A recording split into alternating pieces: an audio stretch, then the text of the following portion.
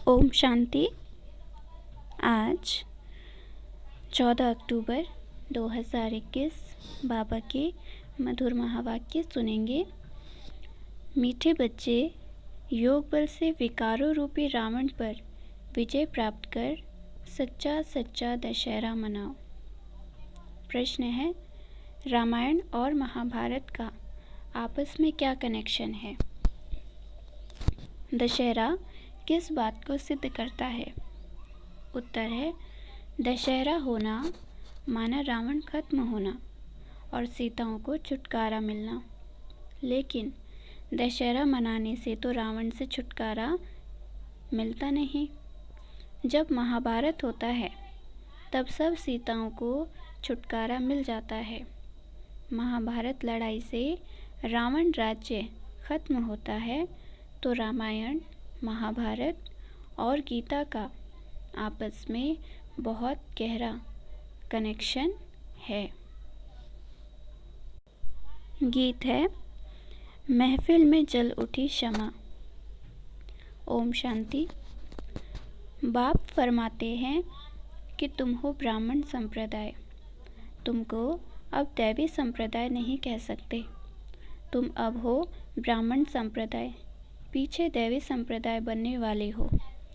यह जो रामायण है, आज दशहरे पर जैसे इनका रामायण पूरा होने वाला है, परंतु बाबा कहते पूरा होता नहीं। अगर रावण मरता है तो रामायण की कथा पूरी होनी चाहिए, परंतु होती नहीं है। छुटकारा होता है महाभारत से।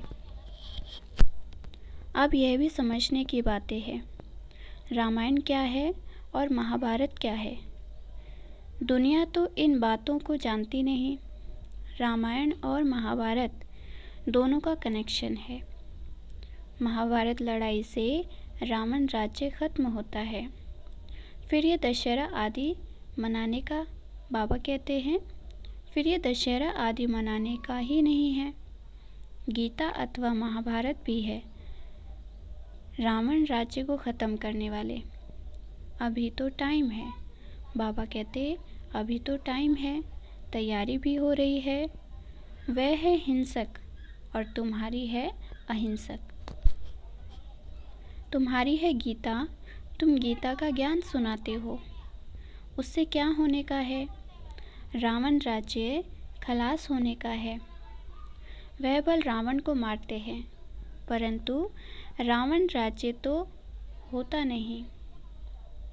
लेकिन बाबा कहते हैं परंतु राम राज्य तो होता नहीं, भले रावण को मारते हैं। अब रामायण और महाभारत है ना, तो महाभारत है रावण को खलास करने के लिए। यह बड़ी गुह्य समझने की बातें हैं, इसमें विशाल बुद्धि चाहिए। बाप समझाते हैं महाभारत लड़ाई से रावण राज्य खत्म होता है। ऐसे नहीं कि सिर्फ रावण को मारने से रावण राज्य खत्म हो जाता है। उसके लिए तो संगम चाहिए। अब संगम है, अब तुम तैयारी कर रहे हो रावण पर विजय पाने की। इसमें ज्ञान के अस्त्र शस्त्र चाहिए, वह नहीं। बाबा कहते हैं इसमें ज्ञान के अस्त्र शस्त्र चाहिए। जैसे दिखाते हैं रावण और राम की युद्ध हुई, यह शस्त्र सब हैं भक्ति मार्ग के। अभी तुम रावण राज्य पर विजय पाते हो योग बल से। ये हो गई गुप्त बात। 5 विकारों रूपी रावण पर तुम्हारी विजय होती है। किससे विजय होती है? गीता से। बाबा तुमको गीता सुना रहे हैं, भागवत तो है नहीं। भागवत में दिखाते हैं कृष्ण चरित्र। कृष्ण के चरित्र तो कुछ, बाबा कहते हैं कृष्ण के चरित्र तो कुछ है ही नहीं। तुम जानते हो जब विनाश होगा, महाभारी लड़ाई लगेगी, उनसे ही रावण राज्य खत्म हो जाएगा। सीढ़ी में भी दिखाया गया है, जब से रावण राज्य शुरू हुआ है तब से भक्ति मार्ग हुआ है। यह तुम ही जानते हो। गीता का कनेक्शन महाभारत लड़ाई से है। तुम गीता सुनकर राज्य पाते हो और लड़ाई लगती है सफाई के लिए। लड़ाई किस लिए लगती है? बुराई की सफाई के लिए। बाकी भागवत में चरित्र आदि, बाबा कहते बाकी भागवत में चरित्र आदि फालतू हैं। शिव पुराण में कुछ भी नहीं है। नहीं तो गीता का नाम होना चाहिए शिव पुराण। शिव बाबा बैठ ज्ञान देते हैं। सबसे ऊंची है गीता। गीता सब शास्त्रों से छोटी है और सब पुस्तक बहुत बड़े बनाए हैं। मनुष्यों की जीवन कहानी भी बहुत बड़ी बड़ी बनाई है। नेहरू ने शरीर छोड़ा, उनके कितने बड़े वॉल्यूम बनाते हैं। यह गीता शिव बाबा के वॉल्यूम्स की कितनी बड़ी होनी चाहिए, परंतु गीता कितनी छोटी है, क्योंकि बाप सुनाते ही एक बात है कि मुझे याद करो तो विकर्म विनाश होंगे और चक्र को समझो, बस इसलिए गीता छोटी बना दी है। यह ज्ञान है कंठ करने का। बाबा कहते ये ज्ञान है कंठ करने का। तुमको मालूम है गीता का लॉकेट बनाते हैं, उसमें छोटे अक्षर होते हैं। अब बाबा भी तुम्हारे गले में लॉकेट पहनाते हैं, त्रिमूर्ति और राजाई का। बाबा कहते हैं गीता है 2 अक्षर, अल्फ और बे। ये है गुप्त मंत्र का लॉकेट, मन मना भव। मुझे याद करो तो विकर्म विनाश होंगे। तुम्हारा काम है योग बल से विजय पाना, फिर तुम्हारे लिए सफाई भी चाहिए। बाप समझाते हैं कि तुम्हारे योग बल से ही रावण राज्य का विनाश होना है। रावण राज्य कब शुरू हुआ? बाबा ने कहा रावण राज्य कब शुरू हुआ है यह भी जानते नहीं। यह ज्ञान बड़ा सहज है, सेकंड की बात है ना। 84 जन्मों की सीढ़ी में भी इतने इतने जन्म लिए हैं, कितना सहज है। बाप है ज्ञान का सागर, ज्ञान सागर। बाबा कहते ज्ञान सुनाते ही आते हैं। तुम सब मुरली के कागज़ इकट्ठे करो तो ढेर हो जाएं। बाप डिटेल में समझाते हैं, नटशेल में तो कहते हैं अल्फ को याद करो, बस बाकी टाइम किस में लगाते हैं। तुम्हारे सिर पर पापों का बोझा बहुत है, वह याद से ही उतारना है। इसमें मेहनत लगती है। बाबा कहते याद से ही तुम्हारे पापों का बोझा उतरेगा और इसमें मेहनत लगती है। घड़ी घड़ी तुम भूल जाते हो। तुम बाबा को याद करते रहो तो कभी विघ्न नहीं पड़ेंगे। देह अभिमानी बनने से विघ्न पड़ते हैं। देही अभिमानी बनते हो तो अंत में, बाबा कहते देही अभिमानी बनते हो अंत में, फिर आधा कल्प कुछ विघ्न नहीं पड़ता। यह कितनी गुह्य बातें हैं समझने की। शुरू से लेकर कितना सुनाते आए हैं, फिर भी कहते हैं सिर्फ अल्फ बे को याद करो, बस। झाड़ का है विस्तार। बीज तो छोटे से छोटा होता है, झाड़ कितना बड़ा निकलता है।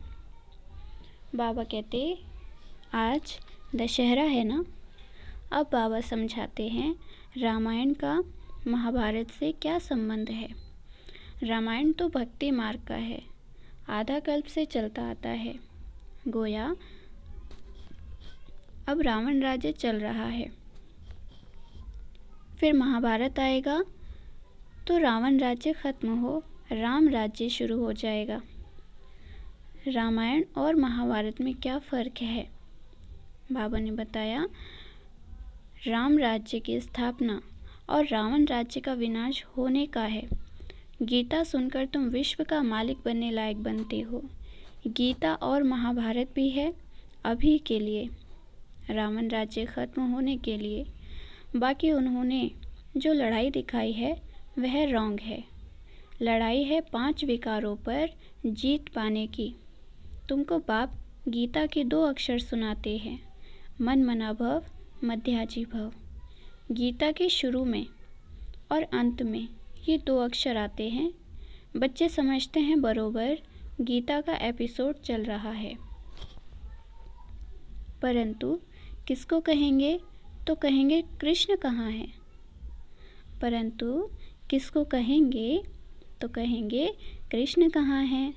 बाबा की समझाने और भक्ति मार्ग के शास्त्रों में कितना फ़र्क है, यह कोई नहीं जानते कि यह रामायण क्या है, महाभारत क्या है। महाभारत लड़ाई के बाद ही स्वर्ग के द्वार खुलते हैं, परंतु मनुष्य यह समझेंगे नहीं। इसलिए तुम परिचय ही बाप का दो। बाप कहते हैं मामेकम याद करो। यह बाप सारी दुनिया के लिए कहते हैं। एक गीता को ही खंडन किया है। गीता का सभी भाषाओं में प्रचार है। तुम्हारे राज्य में भाषा ही एक होगी, वहाँ कोई प्रचार पुस्तक आदि नहीं होगा। वहाँ भक्ति मार्ग की कोई बात नहीं रहती। भारत का ताल्लुक है ही रामायण, महाभारत और गीता से। भगवान तो बच्चों को गीता सुनाते हैं जिससे तुम स्वर्ग के मालिक बनते हो। महाभारत लड़ाई ज़रूर लगनी चाहिए जो पतित दुनिया ख़त्म हो जाए। गीता से तुम पावन बनते हो। पतित पावन भगवान आते ही अंत में है। कहते हैं काम महाशत्रु है, इस पर विजय पानी है। काम विकार से कभी हार नहीं खानी है, इनसे बहुत नुकसान होता है। विकारों के पिछाड़ी बड़े बड़े नामी ग्रामी मिनिस्टर्स आदि भी अपना नाम बदनाम करते हैं। काम के पिछाड़ी बहुत खराब होते हैं। इसलिए बाप समझाते हैं। बाबा के पास जवान जवान बच्चे आते हैं। ऐसे बहुत हैं जो ब्रह्मचर्य में रहते हैं। सारी आयु शादी नहीं करते हैं। फीमेल्स भी होती हैं। नन्स कब विकार में नहीं जाती, परंतु उससे कोई प्राप्ति है नहीं। यहाँ तो बात है पवित्र बन जन्म जन्मांतर स्वर्ग के मालिक बनने की।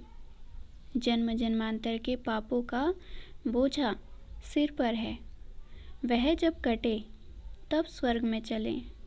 यहाँ मनुष्य पाप करते रहते हैं, करके एक जन्म कोई सन्यासी बनते हैं। जन्म तो विकार से लेते हैं। रावण राज्य में बाबा कहते हैं रावण राज्य में सब विकार से जन्म लेते हैं, लेकिन राम राज्य में विकार बिगर जन्म होता नहीं। बाबा कहते हैं रावण राज्य में विकार बिगर जन्म होता नहीं।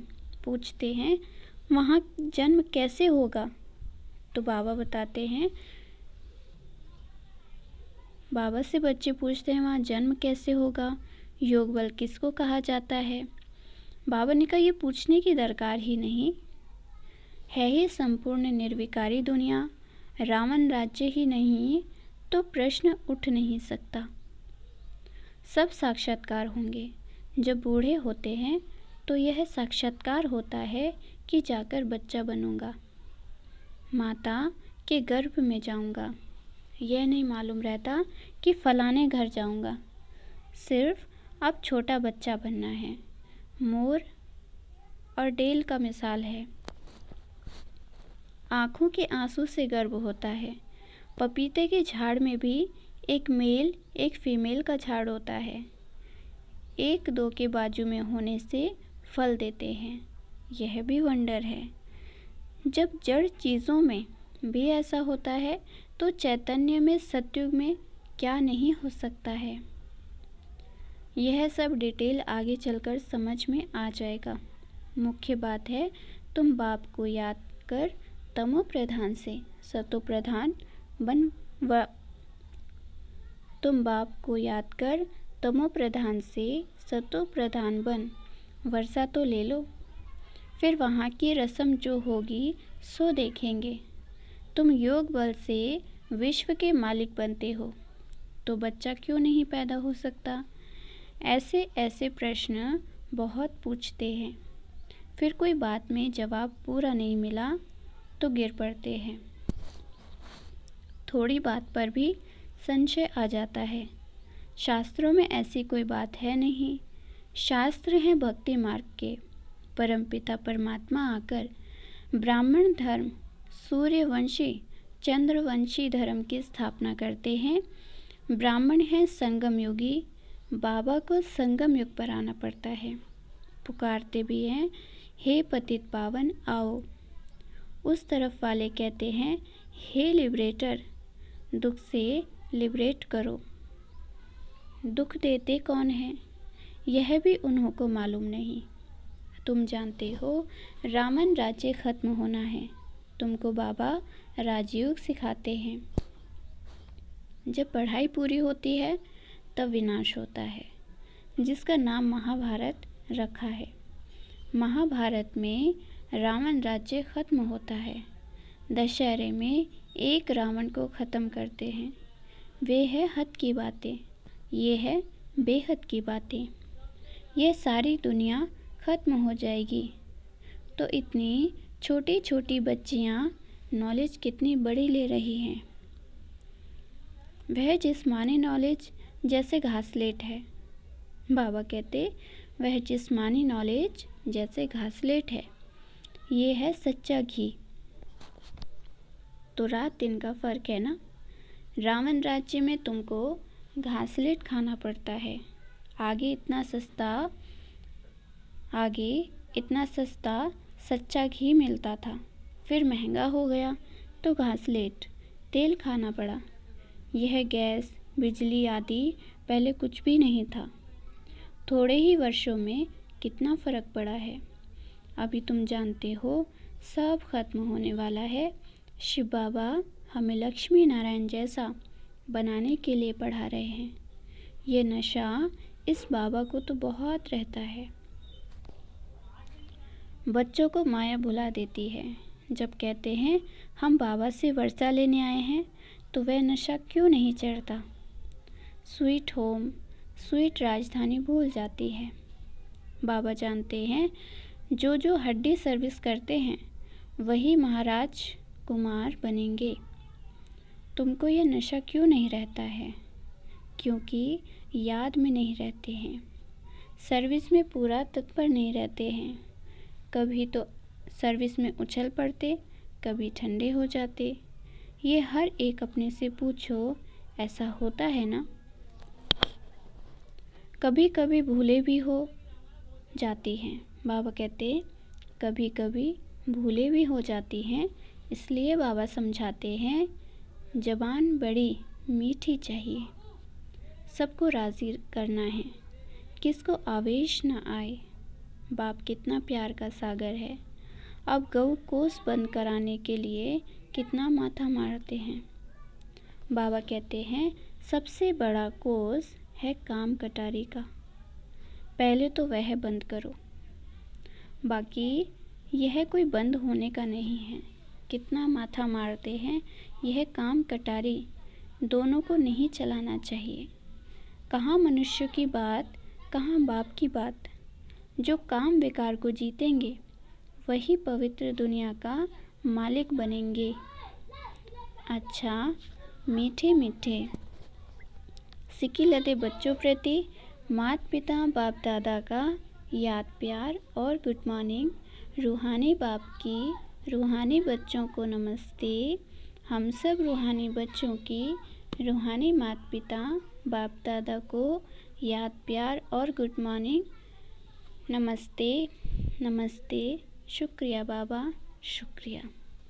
धारणा के लिए मुख्य सार है। फर्स्ट पॉइंट, बाप समान प्यार का सागर बनना है।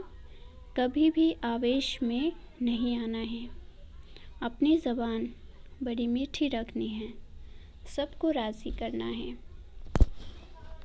सेकंड पॉइंट, हड्डी सर्विस करनी है।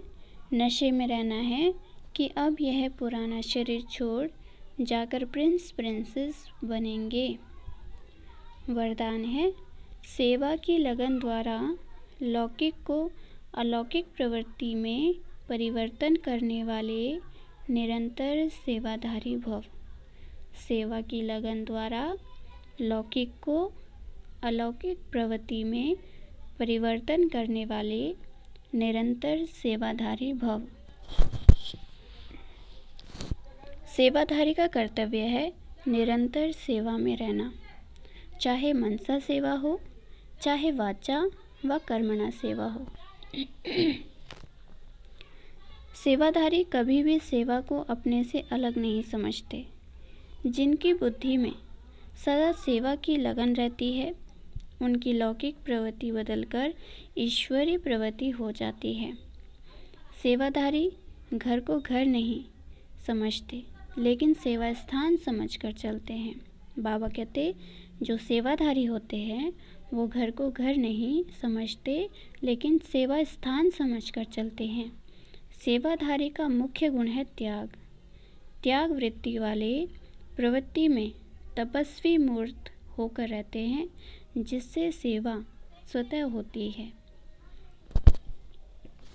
स्लोगन है, अपने संस्कारों को दिव्य बनाना है तो मन बुद्धि को बाप के आगे समर्पित कर दो। अपने संस्कारों को दिव्य बनाना है तो मन बुद्धि को बाप के आगे समर्पित कर दो। अच्छा, ओम शांति।